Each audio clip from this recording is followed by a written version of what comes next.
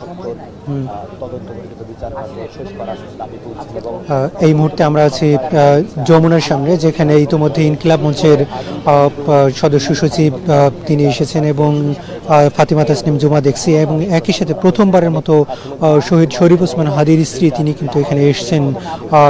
একমাত্র তাদের দাবি সেটি হচ্ছে শরীফ ওসমান হাদির যে তদন্ত কার্যক্রম সেটি জাতিসংঘের অধীনে করবার দাবি জানাচ্ছেন এখানকার যারা এসেছেন প্রত্যেকে। এবং তারা একটি আলটিমেটাম দিয়েছে ইতিমধ্যে, 1 ঘন্টার আলটিমেটাম দিয়েছিল 1 ঘন্টা আগে প্রায়, যে এর মধ্যে যদি প্রধান উপদেষ্টা ডক্টর মোহাম্মদ ইউনূস এই বিষয়ে কোনো হস্তক্ষেপ না করে তাহলে তারা যমুনার আশেপাশে যেসব সড়ক রয়েছে সবগুলো সড়ক ব্লকেড কর্মসূচি দিয়েছে। সেই কর্মসূচির কিন্তু এখন আর 3 মিনিট বাকি রয়েছে। ইনকিলাব মঞ্চের যে কর্মসূচি দিয়েছিল সেই কর্মসূচির আর মাত্র 3 মিনিট বাকি আছে। এর মধ্যে এখন পর্যন্ত আসলে আইনশৃঙ্খলা রক্ষাকারী বাহিনীর সদস্যদের পক্ষ থেকে এবং এখানকার প্রশাসনের পক্ষ থেকে বিভিন্নভাবে যোগাযোগ করবার চেষ্টা করা হয়েছে। তবে ইনকিলাব মঞ্চের সদস্যরা অনড় যে যতক্ষণ পর্যন্ত প্রধান উপদেষ্টা এই বিষয়ে স্পষ্ট বক্তব্য না দেবে এবং জাতিসংঘের অধীনে আন্তর্জাতিক তদন্ত সংস্থাগুলোর মাধ্যমে এই তদন্ত কার্যক্রম না করবে ততক্ষণ পর্যন্ত তারা এখান থেকে যাবেন না। বরঞ্চ এর আশেপাশে যেসব জায়গা রয়েছে সেই জায়গাগুলোতেও তারা সাধারণ শিক্ষার্থী জনতাকে আসবার আহ্বান জানিয়েছেন। এবং কিছুক্ষণ আগে আমরা কথা বলেছি এখানকার ইনকিলাব মঞ্চের সদস্য সচিব আব্দুল্লাহ জাবের, তিনি যেটি বলছিলেন যে আসলে জাতিসংঘের অধীনে তদন্ত ছাড়া আসলে ওসমান হাদির বিচার কার্যক্রম সম্ভব না। কারণ তিনি যেটা দাবি করছেন এখন পর্যন্ত তদন্তের যতটুকু অগ্রগতি হয়েছে এর সম্পূর্ণটাই তারা নিজেরা সহযোগে তাদের বিভিন্ন সোর্সের মাধ্যমে সেই তথ্য সংগ্রহ করে পুলিশ প্রশাসনকে দেওয়ার পরে আসলে তারা বিভিন্নভাবে গ্রেপ্তার করেছে। ফলে এখন তারা আসলে আইন শৃঙ্খলা রক্ষাকারী বাহিনী বা প্রশাসনের যে কর্মকর্তা রয়েছে তাদের আসলে কোনোভাবেই তিনি আস্থায় পাচ্ছেন না। ফলে তারা কিন্তু দাবি করছেন যে জাতিসংঘের অধীনে এবং আন্তর্জাতিক বিভিন্ন তদন্ত সংস্থার অধীনে এই তদন্ত কার্যক্রম করতে হবে, সেই দাবি কিন্তু তারা জানিয়ে আসছেন। এবং আমরা আপনাদেরকে একটু জানিয়ে রাখি যে তারা ঠিক 4:30টার দিকেই কিন্তু এইখানে অবস্থান গ্রহণ করেন এবং প্রথম দিকে তারা 3 থেকে 4 জন আসেন এবং পরবর্তীতে আমরা দেখেছি পর্যায়ক্রমে আরও বেশ কয়েকজন আসেন এবং সেখানে শরীফ ওসমান হাদির যে স্ত্রী তিনি প্রথমবারের মতো আসলে প্রকাশ্যে এসেছেন, গণমাধ্যমের সঙ্গে কথা বলবার চেষ্টা করছেন। যদিও তিনি এখন পর্যন্ত কোনো গণমাধ্যমের সঙ্গে কথা বলেননি, তিনি অনেকটা আড়াল হয়ে এইখানে রয়েছেন এবং তিনি দাবি এখানকার যে ইনকিলাব মঞ্চের কর্মীরা যে দাবি জানিয়েছেন সেই দাবির সাথে সংহতি জানাতেই কিন্তু তিনি এখানে এসেছেন। এবং ইতিমধ্যে আমরা দেখতে পাচ্ছি যে যমুনার আশেপাশে কিন্তু সবগুলো রাস্তা পুলিশ প্রশাসনের পক্ষ থেকে বন্ধ করে দেওয়া হয়েছে এবং ভিতরে আসলে কাউকে আসতে দেওয়া হচ্ছে না। যদিও ইনকিলাব মঞ্চের পক্ষ থেকে তাদের যে অফিসিয়াল পেজ রয়েছে সেই পেজে কিন্তু ইতিমধ্যে তারা ঘোষণা দিয়েছে যার 1 ঘন্টার মধ্যে যদি তাদের দাবি না মানা হয় তাহলে তারা বৃহত্তর কর্মসূচি দেবে। এবং এই রাস্তার আশেপাশে যেসব জায়গা রয়েছে, যমুনার আশেপাশে যেসব প্রবেশপথ রয়েছে সেই প্রবেশপথগুলোতে তারা অবস্থান নেবে এমনটাই কিন্তু তারা ঘোষণা দিয়ে রেখেছে। যদিও এখন পর্যন্ত আর মাত্র কয়েক মিনিট বাকি রয়েছে, এরপরেই তারা আনুষ্ঠানিকভাবে হয়তো এই বিষয়ে ঘোষণা দেবেন বলে আমরা এখন পর্যন্ত জানতে পেরেছি। এবং আমরা জানি যে আজকে প্রায় 55 দিন হলো যে যখন শরীফ ওসমান হাদিকে গুলি করা হয়েছে, এই 55 দিন পরেও আসলে তদন্তের সেরকম অগ্রগতি হয়নি বলে অভিযোগ করছেন এখানকার সদস্য সচিব সহ আর যারা এসেছেন। বিশেষ করে আমরা কথা বলছিলাম ফাতিমা তাসনিম জুমার সঙ্গে আমরা কথা বলবার চেষ্টা করেছি। তিনি যেটি বলছিলেন যে আসলে আইনশৃঙ্খলা রক্ষাকারী বাহিনীর যে সদিচ্ছা সেটি কিন্তু তারা কোনোভাবে দেখতে পাচ্ছেন না, ফলে তারা আসলে রাস্তায় আসতে বাধ্য হয়েছেন তারা কিন্তু বলছেন। এবং আমরা দেখতে পাচ্ছিলাম যে আসলে বেশ কিছু কর্মী ইতিমধ্যে এসেছেন, যদিও আব্দুল্লাহ জাবের যিনি তিনি কিছুক্ষণ আগে বলছিলেন যে অন্যান্য যারা সাধারণ কর্মী রয়েছে ইনকিলাব মঞ্চের এবং সাধারণ ছাত্র জনতা তাদেরকে তিনি রাস্তার আশেপাশে থাকবার আহ্বান জানিয়েছেন। যদিও আর কিছুক্ষণের মধ্যেই তিনি একটি আনুষ্ঠানিক ব্রিফের মাধ্যমে পরবর্তী কর্মসূচি ঘোষণা করবার কথা রয়েছে।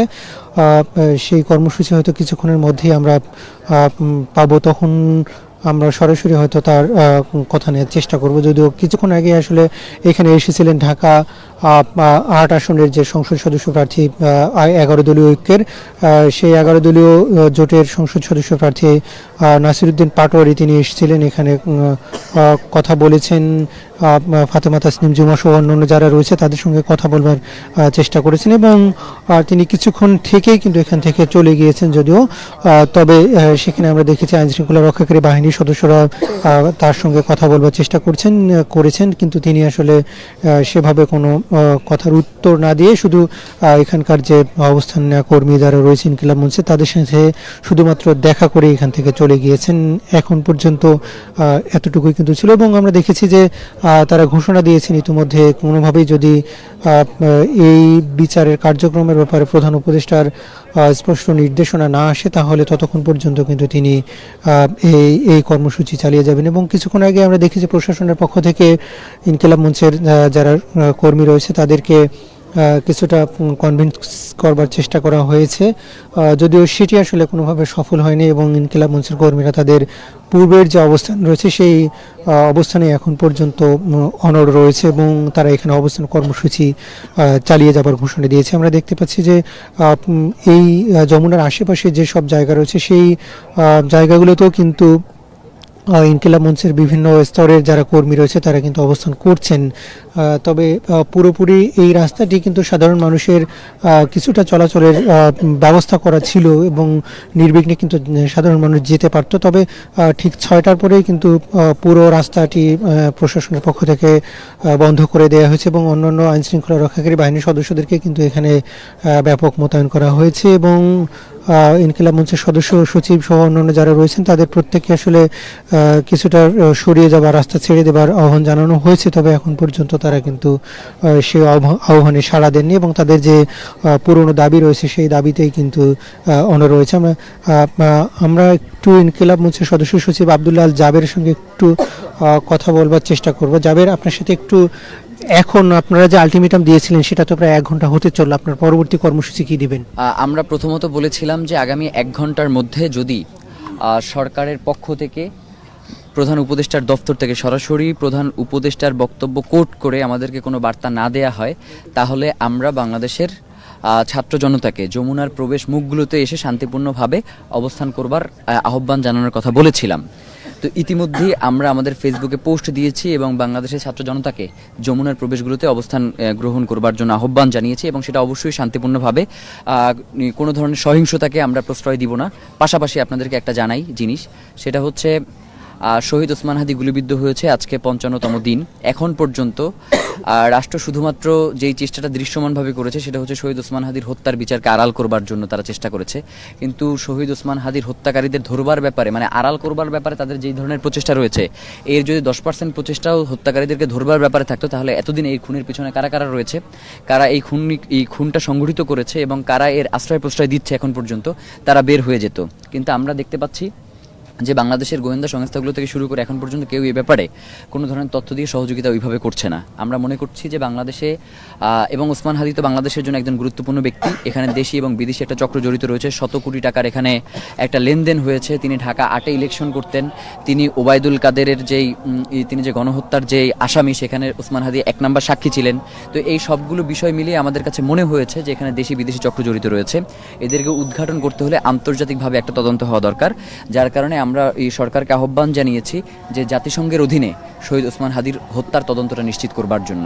এখন পর্যন্ত আমাদের সাথে কেউ যোগাযোগ করে নাই, তো তারা যদি মনে করে যে আমরা এই কয়জন মানুষ এখানে বসে আছি তারা যদি আমাদেরকে সংখ্যা দিয়ে শুধুমাত্র বিবেচনা করে তাহলে তারা ভুল করবে। কারণ ওসমান হাদিও যখন ঘুরতেন এর থেকে বেশি লোক নিয়ে তিনি কখনোই চলাফেরা করতেন না বা ঘুরতেন না। তো সেই ওসমান হাদির জানাজায় আমরা দেখেছি প্রায় 15 থেকে 18 লাখ লোক উপস্থিত হয়েছে। তো এরা কেউই আমার বা আমাদের এখানে যারা আছে এদের আমরা যে বসে রয়েছে এই জন্য কেউ আসতেছে না, তারা আসতেছে শহীদ ওসমান হাদির হত্যার বিচার নিশ্চিত করবার জন্য। আমারে আপনারে বা তাদেরকে যদি মেরেও ফেলা হয় বাংলাদেশের জনগণ শহীদ ওসমান হাদির হত্যার বিচার অবশ্যই করে ছাড়বে। এবং ডক্টর মোহাম্মদ ইউনূস তারা মাত্র অল্প কয়েকদিন ক্ষমতায় রয়েছেন, তিনি শুধুমাত্র বাংলাদেশের নেতা নন, তিনি তো বিশ্ব নেতা হিসেবেই পরিচিত। তো সেই জায়গা থেকে তিনি অবশ্য চাইলেই জাতিসংঘের অধীনে এটা সুষ্ঠু একটা তদন্তের জন্য তাদেরকে আহ্বান জানাতে পারেন। ইতিপূর্বে জুলাই গণহত্যার বিচার জাতিসংঘের অধীনে একটা সুষ্ঠু তদন্ত হয়েছে এবং সেটা রিপোর্ট তারা প্রকাশ করেছে, যার মাধ্যমে আমরা জানতে পেরেছি যে এর পিছনে কারা রয়েছিল।